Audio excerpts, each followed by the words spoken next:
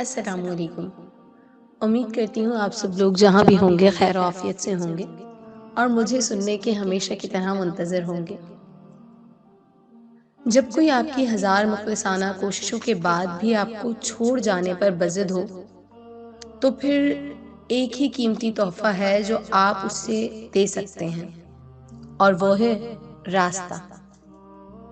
اللہ کے راستے پہ بھاگ نہ سکیں تو چل لیں، چل نہ سکیں تو خود کو گھسیٹ لیں، مگر رکے نہیں، راستہ نہ بدلیں۔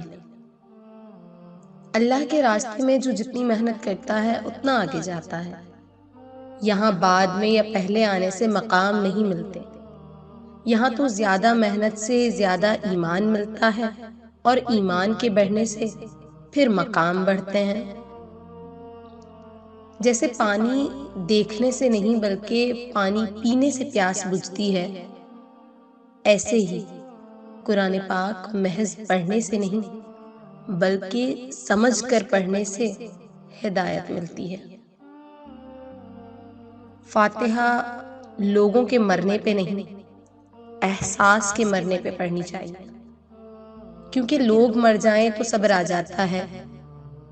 میں نے اپنے ہر احساس پر فاتحہ پڑھ لی، کیونکہ یہ احساس نامی بلا بہت ذلیل کرتی ہے ہم جیسے جذباتی لوگوں کو۔